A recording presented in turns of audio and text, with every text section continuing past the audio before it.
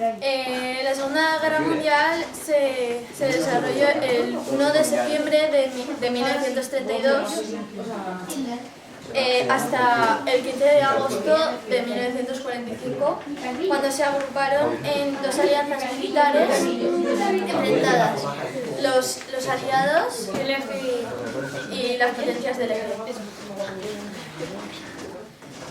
El Reino Unido y el Commonwealth, o algo así, no me acuerdo el nombre. La Commonwealth.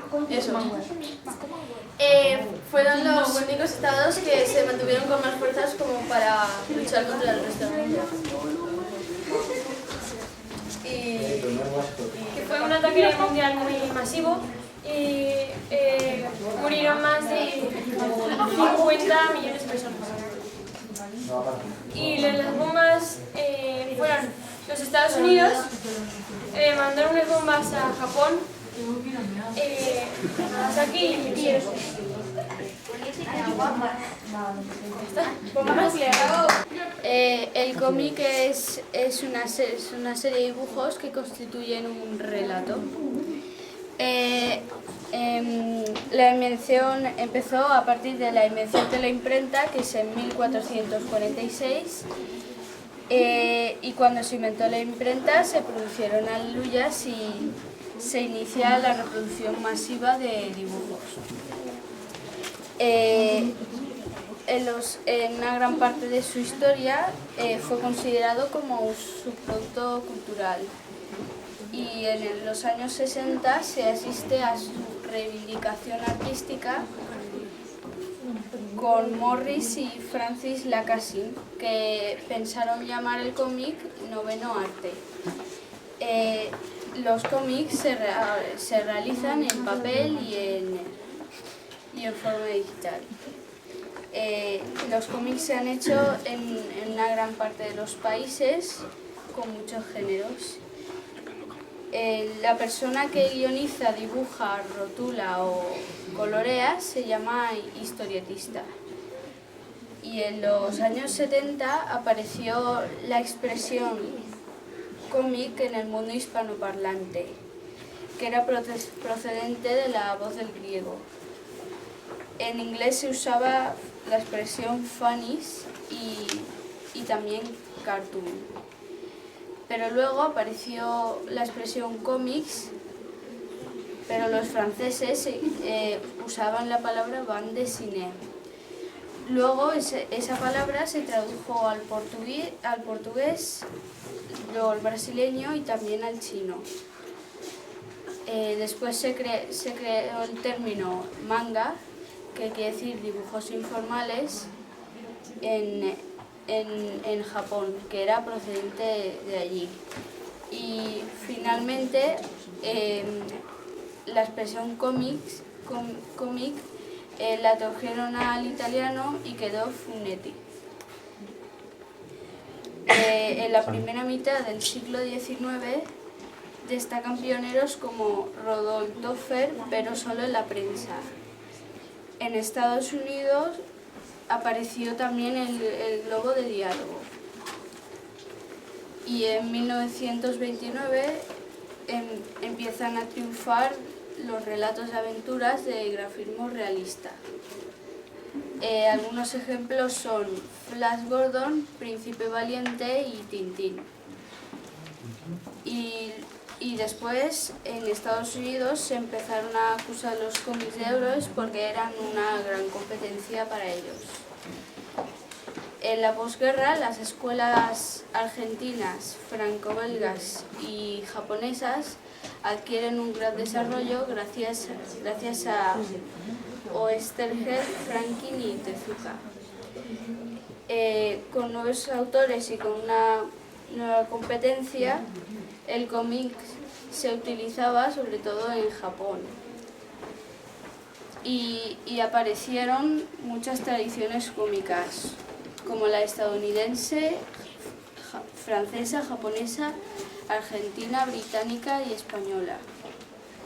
Y luego la gente se empezó a dar cuenta que a través del cómic se produce un intercambio de culturas. Y Y luego la industria del cómic requiere trabajo, pero además de los historietistas deben de participar también en ese trabajo varios tipos de especialistas, como dibujantes, editores, etc. Luego están los formatos de publicación, que es la tira de prensa, la página, la revista, el libro y los digitales. Ya está. Esto se llama AT&T y significa en inglés, bueno, en español significaría transporte de todos terrenos, y es un artilugio que utilizan en la Guerra de las Galaxias, y de esta parte sería solamente todo lleno de máquinas para poder menearlo, el motor, y aquí sería la cabina de control. Vale, aquí en las patas lleva unos radares para detectar minas y para que no lo tumben y puedan matar a la tripulación de dentro. Y se utilizaban para transportar y también para cuando son batallas muy grandes que son entre personas, los utilizaban para intimidar a los de la... Sí, pero tenía una palabra que era... Bueno, sí, adversarios. Rebeldes. Y sí, rebeldes. Y aquí tiene todos los cañones y ya está. La moda del siglo XX comienza en 1900 con la llamada silueta S. Los vestidos eran largos, cubrían los zapatos y las plumas de los encajes hacían furor, destacando así los grandes sombreros con infinidad de adornos y ornamentos. En 1908 la silueta era mucho más recta y no se marcaba tanto la cintura, y se formó una oleaje de orientalismo producido por los diseños de Paul Poiret y los ballets rusos. En 1920 las mujeres cambiaron su aspecto blanco por la apariencia natural del polvo facial rosado, creado por la cosmetóloga polaca Elena Rubinstein. En 1930 esa época fue una época de guerra y perjudicó a los tejidos, a la moda, mejor dicho. El look se materializó y el tejido fue mucho más pobre. Debido a esto, las chicas tenían que vestir con uniforme de ciudad, es decir, traje chaqueta. En 1947 triunfó el nuevo look de Christian Dior. Se vuelve a llevar la cintura estrecha y toman volumen los hombros y pechos. En 1960 los adolescentes pueden expresarse libremente. Aquí surge el concepto de ropa diferente, original, extravagante y divertida. Se lleva el pelo corto y con cortes geométricos. Tanto las mujeres como los hombres comienzan a llevar pantalones de campana y se imponen las camisas de algodón y de remera, etc. En 1970 las flores también se llevan en el pelo y en las chaquetas de vestir.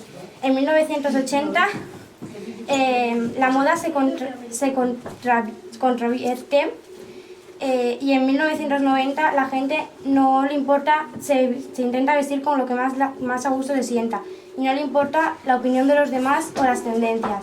Las nuevas innovaciones son la aparición de los tatuajes, piercings y pinturas de pelo. El hielo fue el periodo más frío durante los siglos XVI y XVII. El clima comenzó a calentarse en 1850. Ya tienes colleja, ¿eh? Está. Creo que 564. Bueno.